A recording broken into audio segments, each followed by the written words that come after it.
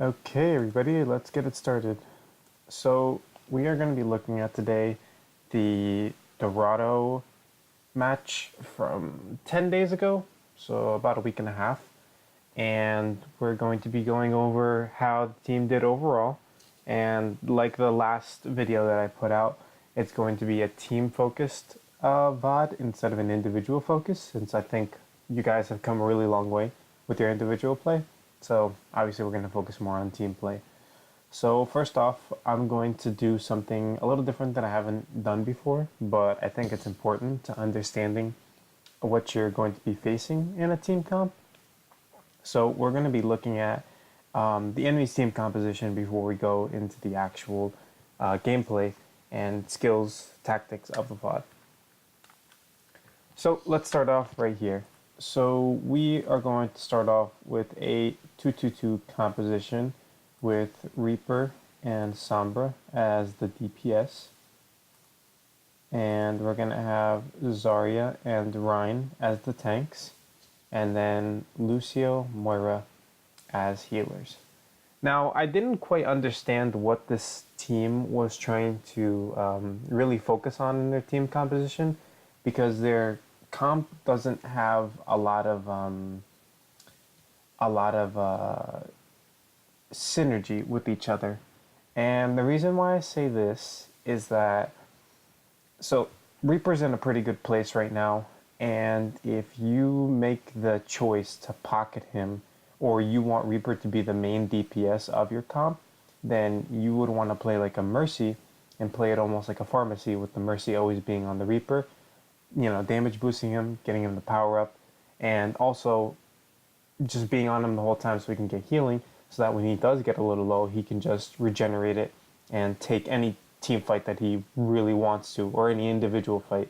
Because if you ever played against a Reaper in this current patch and they have a Mercy on them, you know that they are quite literally impossible to kill, unless you have something like a McCree or a Widow that can like burst him down really quickly. Other than that, I mean, he's not going to go down. And I've gotten really annoyed in my comp games because of that. And like a fucking Reaper that just gets pocketed by a Z-Girl all game long, and then, you know, he doesn't die. So I'm not quite sure what they were trying to go for here, having a Moira and a Lucio. Because even so, this team comp doesn't really play together in the way that they want this team comp to flow. Like when you have Moira or Lucio, what are you thinking of? You're thinking like a GOATS comp of like something that's very stuck together, and a death ball sort of comp. But when you have a Sombra and when you have a Reaper, well, if you want your Reaper to get the most value out of his gameplay, then you're going to need him to set up flanks. You're going to need him to go off by himself from time to time, and then do all these other crazy things. Sombra, she's going to be self-healing. She's going to be by herself on like a big pack, or she's going to be in our backlines trying to get damage off on us. So she's not really going to get any value out of Moira, and definitely not from Lucio if he's with, you know, the rest of his team. So right here I see two flaws in their game plan, which is Moira. Well, really, it can be either DPS or you can choose Lucio. So let's say the two problems in this team comp are Moira and it's Sombra. And the reason why I say it's Sombra is because she's really the only person getting value out of the health packs. And Dorado really isn't a great map if you want to use Sombra's healing capabilities as part of her like kit and usefulness to the team. It's really just gonna be her using it. So that's why I'm gonna like X her out for why they're running this in their team comp. And then other than that, you have Rein and Zarya, which is pretty standard on this map. No complaining about it. It's pretty standard stuff. Lucio, same thing. You know, Lucio's a staple in this meta right now, so he's needed in almost every aspect of the game. There's no getting around it. But yeah, so their team comp, it's just really iffy. I don't really see a lot of synergy. Even when you have Zarya grab and you try to pair it with like Sombra or Reaper, well, Reaper's pretty easy to counter, and we have a Zenyatta. Sombra's really the only thing that can have some sort of synergy with Zarya and get like a lot of effectiveness out of their ults. At the same time, if Beach gets his Transcendence and isn't caught in the EMP or reacts quick enough so that he doesn't get EMP'd and he can Transcendence and save all you guys, then I think it's a win-win situation in our case anyway.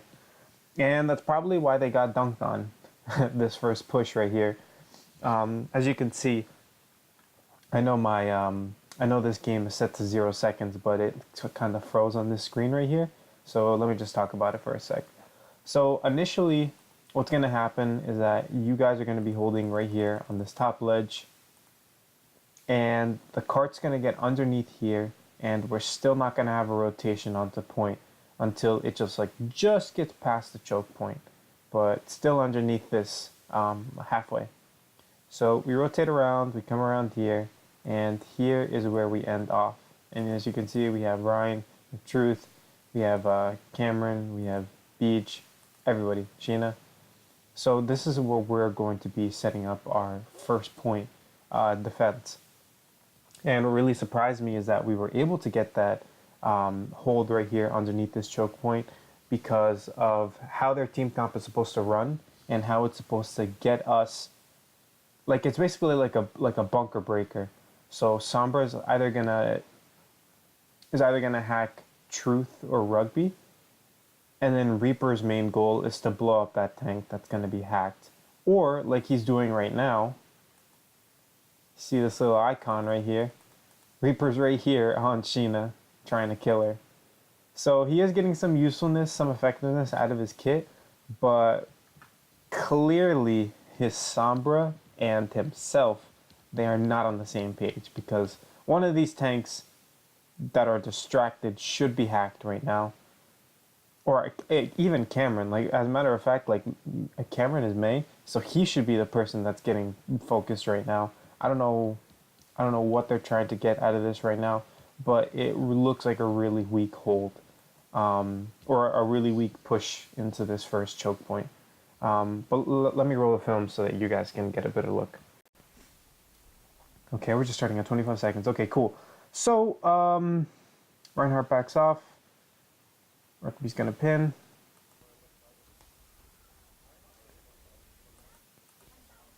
So this Reaper right here, I don't know if you could see from just a second or two ago, but he was trying to frontline into Rugby, just shooting at his shield. He seems a bit lost, doesn't know what he's gonna do. He's just kind of shooting to get some damage off, but he's not getting any ult charge. If he were to be shooting into Reinhardt without a shield, or if he was hacked, he could easily be at like 50% ult charge right now, but instead he's at 30%. And then Cam gets a sick wall and blocks 3 of them off. We're going to see our team struggle a little bit with the follow-up. Zarya's going to get some pretty decent ult charge. She's going to get away, I believe. Virtues pushes up a little far and almost gets picked, but hey. Truth, this right here, this play I didn't really like. You had the opportunity to take the engagement because their entire team was dead or pushed back all the way. And if you had just kept shooting around yourself, for like a few seconds, you would have eventually got her. Like that right there, I think it was questionable commitment, and I really think that you could have taken this and killed her and gotten even a bigger stagger than you had already. Just commit all the way through with it. You had the opportunity, and even if so, you can call for reinforcement. I mean, it's not that big of a deal if Beach comes over to you, just throws an orb on you, and then you go down there and try to engage for a little bit, because the Orb of Harmony is going to heal you up at least for a few seconds before you lose line of sight. So, that's something to remember.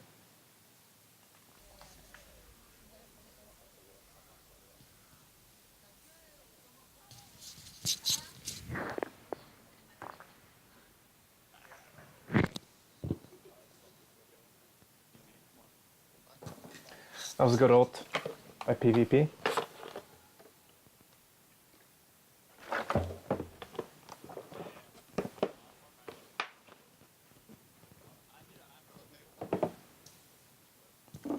So teamfight's gonna start in a few seconds, and we have EMP set off. See, as I was saying before, Beach didn't get caught in the EMP, so he's able to Transcendence and basically protect all you guys. We have Reaper in our back line. He hasn't gotten any picks yet. Unfortunately, Sheena gets pinned. He finally gets the Torbjorn, but it's not really that big of a frag. They already lost most of their team, and it's a even engagement on 3v3. With our two being the tanks and their two being an off tank and an off healer, I think.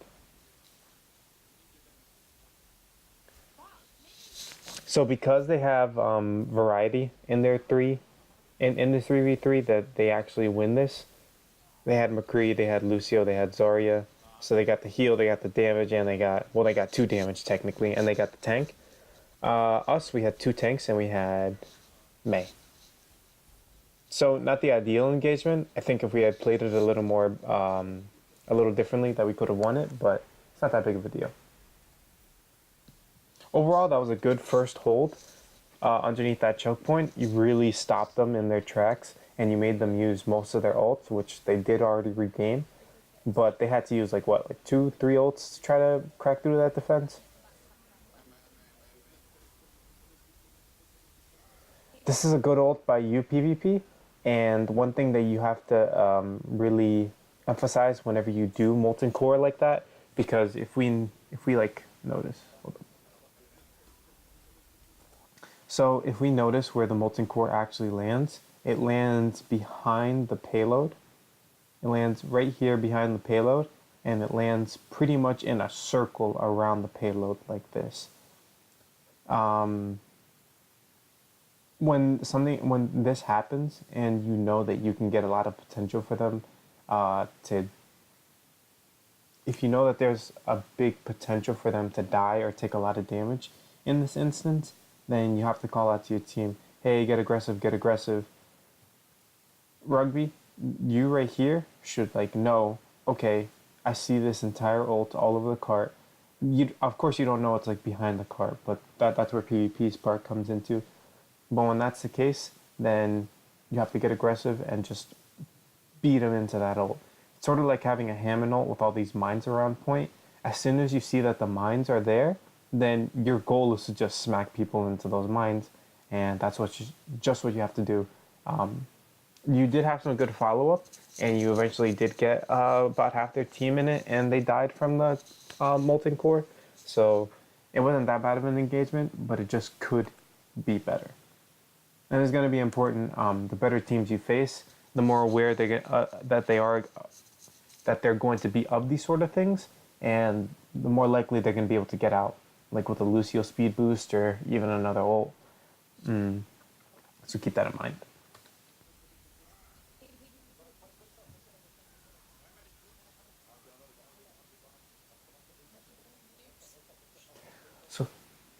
So we have some good comms calling out the Reaper. Truth goes up to search for him. McCree uses his flashbang and fan the hammer.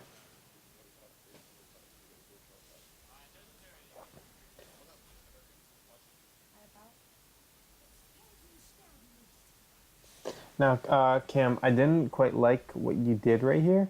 So we're going to notice... So comms are going to call out and say that there's a Reaper and that there's a McCree up here. And you do the right thing by going up top right here. Oops. By going up top right here. And you kind of get a bird's eye view of the entire passageway. Of the entire line of sight of the cart. So you're going to be looking down here, and down here. But knowing that there's a Reaper and a McCree up top hiding, possibly to ult, because why else would they just be waiting up there? You decide to keep focusing onto point, and you eventually leave the Reaper and the McCree to pretty much do what they want up here, because Truth can kind of bully one of them, and one of them being McCree, but for Reaper, divas really aren't the greatest at taking one-on-one engagements with him anymore. So it's up to your job, and it's up for you and Truth to coordinate and to try to get at least one of them off to jump down or force them out of position, maybe even force them to use one of their ults.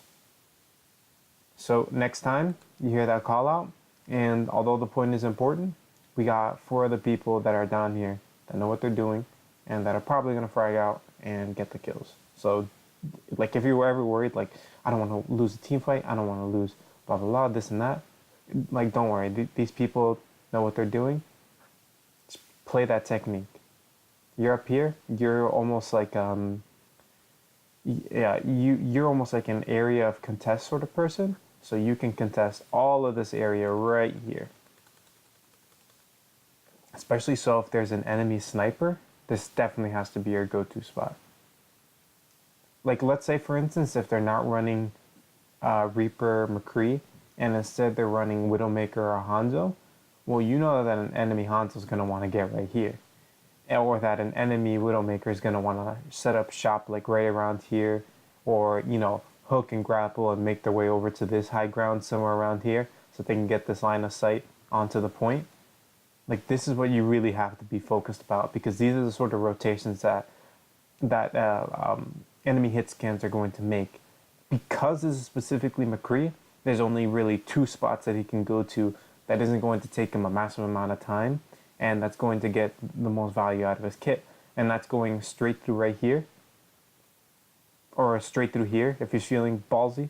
But because you're here, then that's your job to take care of this and just blow this motherfucker up whenever you see him. Like right here, right here.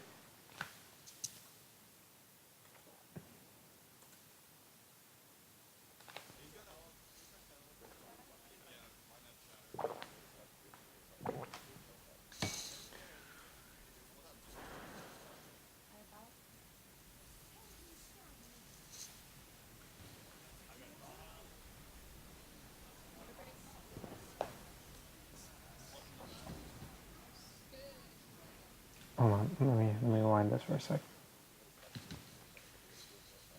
So Reaper on the other side, Reaper on the other side.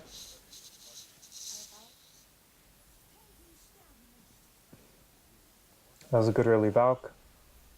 Truth is getting dove on by the Reaper and the McCree. McCree for some reason jumped down when he could have easily have just taken the high ground right there and gotten a really big dead eye.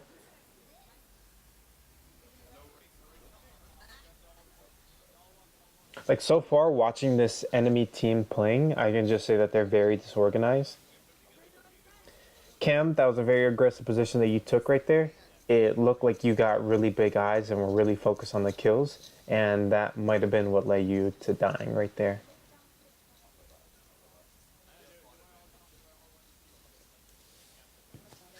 Truth, somehow got out even though you were being like just tons of damage dished out by that Reaper and that McCree, but you finally get the mech, fortunately. You do end up killing McCree, so that's a pretty fat play. It's pretty funny too. And that's a beautiful block by Rugby, and he gets a counter shatter of his own. Once again, that Reaper wasn't in the team fight at all, but I don't believe that there was a lot of communication, like really calling out where he is. And I guess that's just something that we're gonna have to like really practice and focus on, just because Reaper is back in the meta now, and that's Reaper in a nutshell. And it's confusing, like when you're in the middle of the game and you're trying to like figure out what's going on, and then somebody just like hides away for a few seconds and you just don't know what's going on. Rugby, that was an aggressive pin, but you didn't die and you got some decent ult charge, so I'm glad you're playing your shield. Truth gets slept.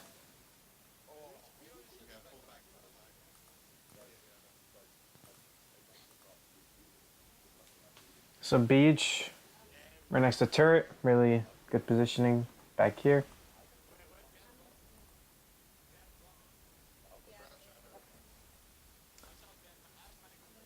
So grab shatter was just communicated. So Truth, I think that you could have really, I know you would have blocked it. See, you can't get all of them, but you do get most of them.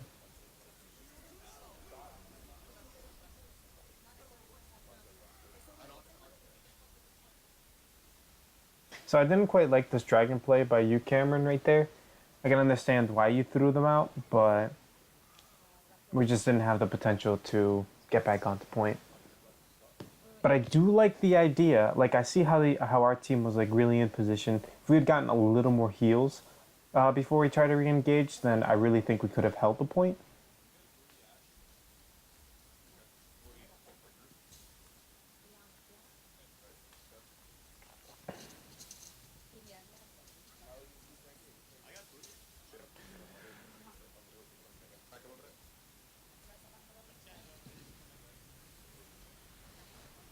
So Sheena, just be careful because that res was pretty aggressive. I believe that the enemy team had pretty good line of sight onto you. They're going through here right now, in this area.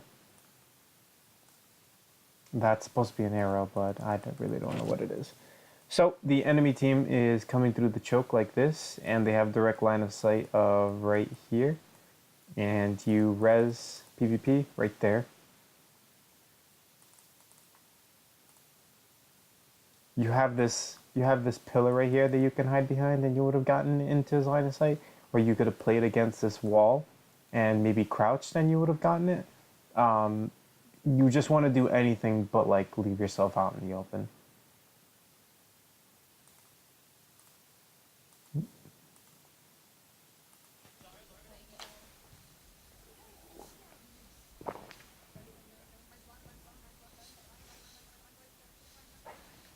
We have Battle Mercy on the scene, trying to get the kill.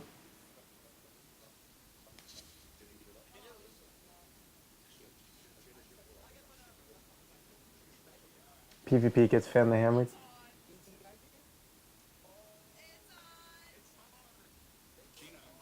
Just our team being classical toxics.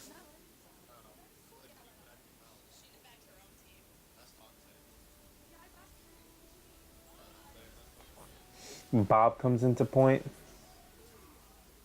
Massive shatter.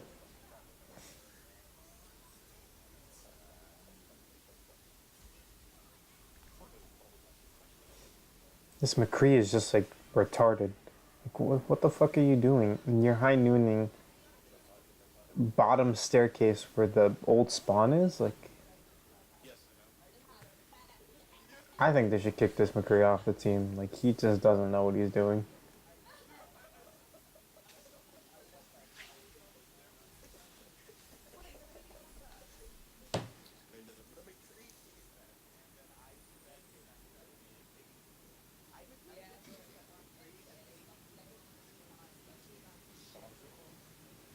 Okay, let's continue.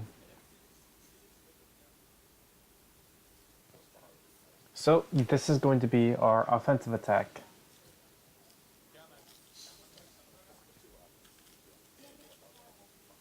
So, I hope when I'm uploading this that the audio for the game isn't too bad, because I'm going through the Little Gravy's mixer stream, and she has everybody's audio included. So I hope it isn't too much like a voice overlay that it gets confusing.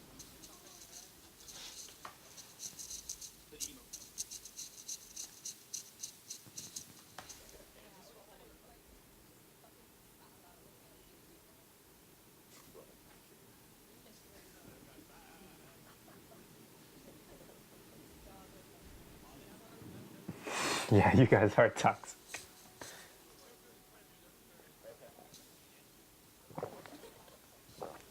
Okay, let's start it. So we're running our bread and butter comp with the switch of Moira and Zenyatta as our healers.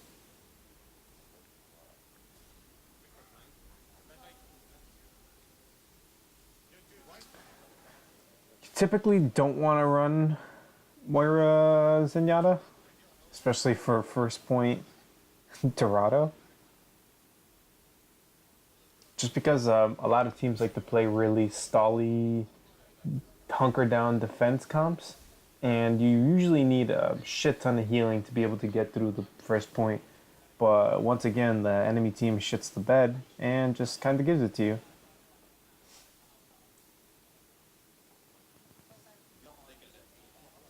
So first point capped in about 28 seconds. Enemy Mercy is pistoling. Fabulous. Let's talk about the enemy team comp. So right now we see McCree, we see Mercy, Junkrat, Zenyatta, and same two tanks as before. So what you want to do with these tanks is you basically just want to play right here in the path of the cart. So right through here. There's a big problem with this, and something that I want to start incorporating into our team comps is just that you get a lot more usefulness out of dive tanks, specifically for this point, because of how much high ground that there is available to you. Of course, we ran, what is it? We ran D.Va Reinhardt on our last point, so it's not too bad because we had the D.Va to contest. But imagine if we were running a Zarya and we just had Cameron up here as Hanzo to contest. He would need to cover all of this area, behind this area, and anyone coming through the building right here. So we at least want to have two, if it's not two DPS, a DPS and a tank. We always want two people to be able to take high ground when we're playing Dorado. And if you see an enemy team comp that doesn't have heroes to contest the high ground, then that should tell us that we should switch over to heroes that can replace the areas that they're not filling into. So if we're running Widowmaker Sombra, which is pretty decent against this team comp, because what can we do as Widowmaker? We can get a really big flank around to the side, and then maybe come over here to get, this line of sight. We can get the Sombra to sort of just teleport up here, and then she can get a little free fire onto this Reinhardt, onto the Mercy, onto either of these two. Or, even better, you can get a hack onto the Reinhardt right here, and then he automatically becomes cannon fodder. Now, I really like that play, and this is something that you could do, but it requires that the cart is at least right here for you to be able to do it, because you need your team to be in the line of sight of the Reinhardt and quick enough to be able to jump on top of him, and then you need to be in the position to be able to hack him. And if the Reinhardt's pushing up like the way that he is right now, well then you don't have to be that far away, or you don't have to be that close to him to get the hack off. All you have to do is stand on this little corner right here. Let me just erase everything off the screen. All you need to do is be in this little corner right here where Truth is, where he's falling off of, and you're able to hack him, and then your team is able to follow up. Even better, if you want to do this as like a complete 3-step process to just kill the Reinhardt right then and there, well, first what you got to do is you got to make sure that the Zarya bubble is out. So as soon as that bubble is out, Zarya is out of the picture and she can't save this Reinhardt. The second part of this is you relaying to the team, hey, I'm going to EMP, not EMP, I'm going to hack the Reinhardt, follow through, blow him up. That's the second part. And then the third part is going to be your team following through and killing this Reinhardt. That Mercy Pocket isn't going to be able to save him. If he gets Zenyatta Orb, that's not going to be able to save him. And who on their team can save that Reinhardt, other than the Junkrat delaying his inevitable death by like a second or two if he gets everybody with his concussion mine. McCree can't do anything but stun like one or two people unless we're playing like in a really big ball. Zenyatta, I don't think is going to have. Zenyatta doesn't have his transcendence, and I don't think he's going to be able to react quick enough just based off how the enemy team is playing to be able to save his Reinhardt. And then Mercy, well, we already discussed that she can't do that. But this is a good 3-part play to immediately just get this Reinhardt out of the picture. Get Bubble out of the way, hack, follow through. Like that, and he is dead.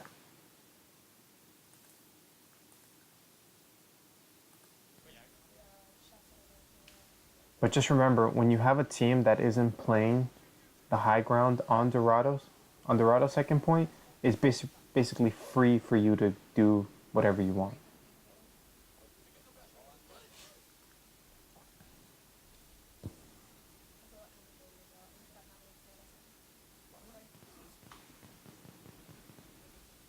And especially when you have a Junkrat too, like, we already know what a Junkrat's going to do on second point Dorado. He's going to stay up here and try to get as much, like, burst damage as he can. So it's not like they're playing any secret tactics that we're not going to know about.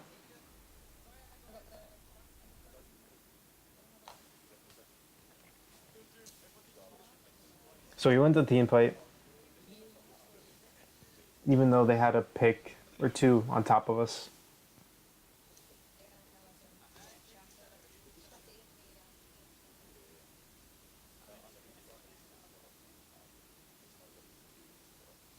So Truth is waiting top left high ground. We have Cameron in a pretty good Widowmaker position, covering pretty much the entire battlefield.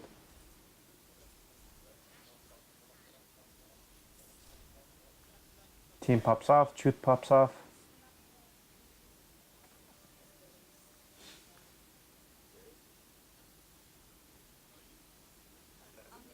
So Cameron, this is something that I want to start seeing you do. If you recognize, if you notice that the enemy team has just like died completely, and they're going to be coming out of spawn for this third point right here on Dorado, there is right around to your left a little ledge that you can get up on top of, and it's going to show you the enemy team coming right out of their spawn. Get Beach to throw an orb on you, or to at least have you in his line of sight, and then just start like wailing on anybody that you can see get out. Because you have a Sombra, this will make it a little easier in case you don't follow through, or in case you don't get the headshot and just automatically kill them. But if you come up here and you get onto this little platform right here facing this direction, and you know, the enemy team, they're going to be coming out of spawn, they're going to be popping out. Yeah, da da da da da da da da, like that. If you can put pressure on them from this flank and get them to come to you, or if you can get a pick or two, or if Beats can get a Discord or two on them, if you go, if Beats decides to go all the way around to the side and have you on his line of sight so that he can heal you, either of those is going to make this team fight a lot easier on your tanks, and is going to make you more of a threat than you could possibly imagine. So whenever I tell you to get these aggressive flanks or aggressive positions, this is exactly what I mean. Right here, you have the potential to frag out, maybe get a pick or two on a squishy. If you get Discord on one of the tanks, maybe you can kill a tank. But other than that, it makes you a really big threat on the field. And if not, if you decide to take a more quote-unquote mainstream route, you're going to have this bit of high ground right here that you can take. It does make you more susceptible to enemies just like looking at you and being able to fire at you, like so. So just be aware of that. This is definitely something that you're going to need like an orb on you for, and to maybe get a pick or two, and then just like get out. If you play around this corner, like I mentioned before, and you go through around here, well, now you have the potential to hide, you have the potential to wait, you have the potential to look at your enemy for a few seconds, until you decide what you want to do.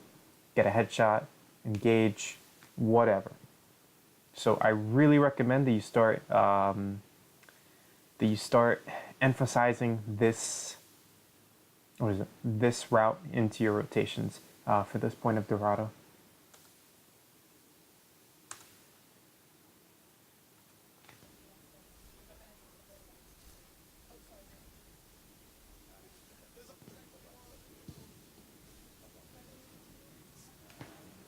McCree High Noons for some reason. Probably to kill Truth. You take that high ground position like I was mentioning before, Cam. Nick blocks the Earth Shatter. Ooh, late Transcendence. That's unfortunate. Theory, I like how you didn't automatically Wraith form out of the Shatter when it initially happened. You trusted Rugby, and he followed through with, like, he came up pretty well. And that just makes you a lot more of a threat. Damn, Truth really propped off right here.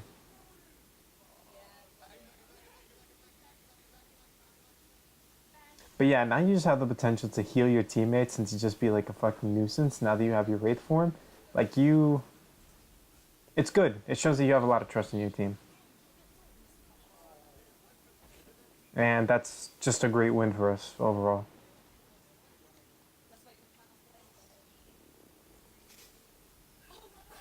Team coordination is pretty solid now, I would say.